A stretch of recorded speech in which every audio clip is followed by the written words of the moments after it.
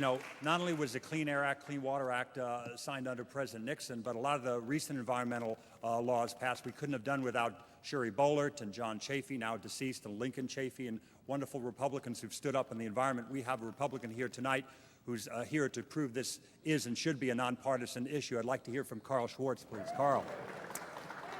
Every time I hear the name Ashcroft, I have to remind myself this was a guy that lost an election and a gubernatorial in the Show Me state to a dead guy. And then his next job is to come before every one of us and treat us all as an Al-Qaeda suspect. So I am not real proud to call myself a Republican these days. I tell the simple story that I became a Republican in 1980 because of Bill and Hillary Clinton, and I became an independent recently because of George Bush. There have been several things said this evening. These are just factual, correcting things. We talked about this backstage. Because of the media and the timeline and how people put all this together, the doctor brought up Unocal a minute ago. Unocal is actually owned by the Venezuelan government-owned Petroleus. They are not a U.S.-owned company anymore. If you know anything about the pegging of the dollar to oil and the pegging of the dollar to the euro, there's only two companies on the face of this planet that have done that. One is Iraq. You can see what happened to them. And the other one was Venezuela. And you can pretty well come to a conclusion there's been quite a bit of interference in Venezuela as to what to do about their pegging to the dollar. We've tried to stomp Chavez to death politically down there. To address Sibel Evans, that came up in the clip a minute ago, I interviewed Sibel Evans for a book that I wrote, and everybody thinks it's got a cute name to it, and I didn't even name it. It's titled One-Way Ticket to Crawford, Texas. A conservative Republican speaks out. Where my story started in this actually started in 1999. I left Wall Street. I've been in this city many, many times. In fact, I've been in the World Trade Center many, many times. I used to office with Pre-Base Capital Markets at 100 Gold Street. Then we all moved with Smith Barney, and we went up here at 1345 Avenue of the Americas. And when Smith Barney moved down to Greenwich, 380 Greenwich, that's when I left the company and preferred to do something else with my life other than travel 500,000 to 1,000,000 miles a year. But one of the things that I did was I went with UUNet. I saw telecom and AP-centrics as something that was interesting. Possibly profitable if you did it right. And I met a company in November of 1999 at a telecom conference.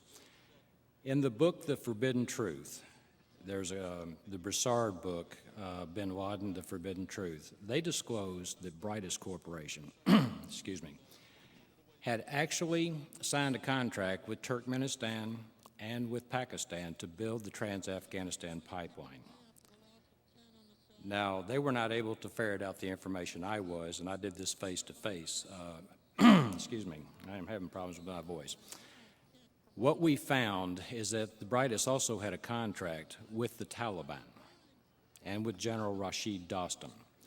The last remaining obstacle, after our government and after our influence peddlers had put enough pressure on Turkmenistan to upend that government's agreements with Brightest, they also upended Pakistan. There's a good possibility when Bhutto was overturned, we may have been behind it.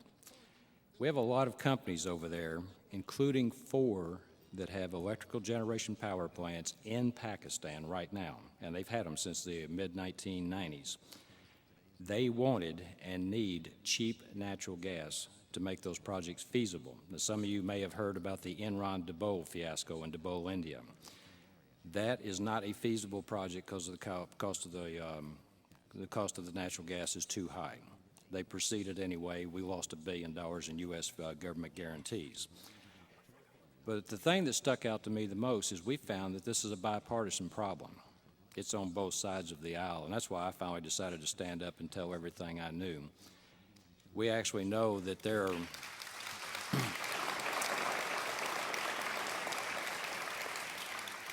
we were actually putting RICO lawsuits together to go after certain parties, not about 9/11. Our research had nothing to do with 9/11. It had to do with international securities fraud. It had to do with telecom fraud. Because of an interview that I heard on the radio one time, that led me to Sibel Edmonds. I'm not under a gag order.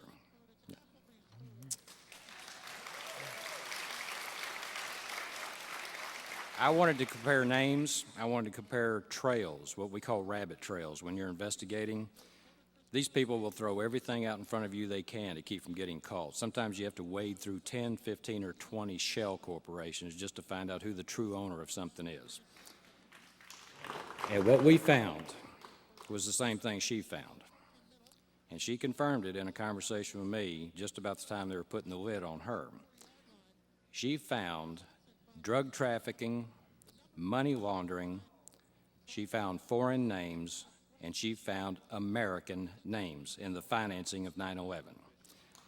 Now, what she found had nothing to do with counterterrorism.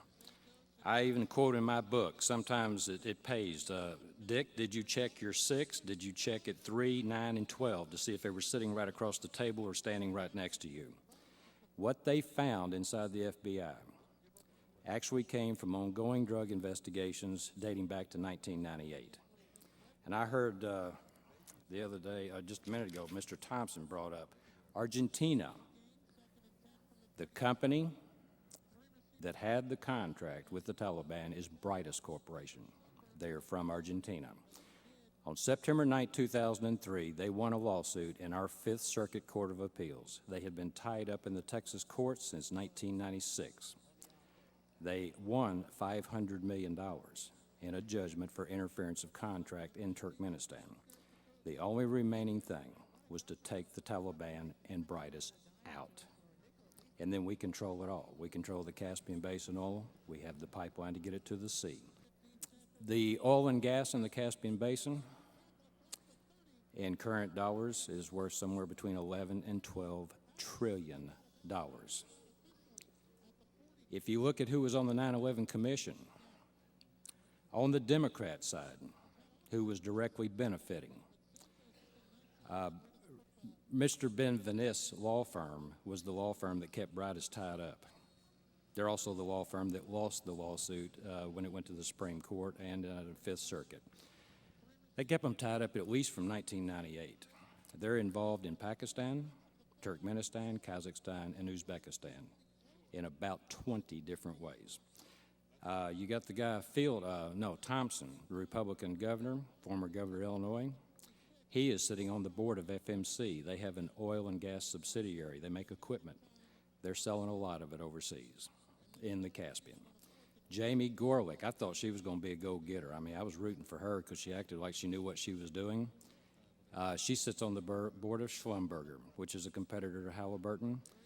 Just within 2 weeks prior to the 9/11 Commission saying Sinai died and handing it over to the President and Congress to change our rights some more, which is what I think they plan to do, Schlumberger finally comes forward and admits they're having record profits in this last quarter, and they're doing a lot of big bucks business in the Caspian Basin. If you look at the reality that Brightest had a contract with the Taliban, we had landlocked oil and gas deals. We had to get it to the ocean. We had people actually doing business in Pakistan. You literally have to look at 9/11 and all of those foregoing issues as inseparable. There is your Pearl Harbor. And that our government can sit there and contrive policy like this. I came up with 4 words in this book. One was hopelessness. I see it all over this country, and I've seen it for a long time. The second word that came up to my mind was the indifference of our government. When you were speaking about the EPA, they can literally change reality because they're afraid it may affect something. And their policy does not have anything to do with quality of life or life.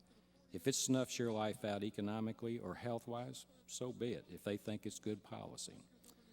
And it's both sides of the aisle in D.C. I call them financial terrorists. I don't know what you would call them.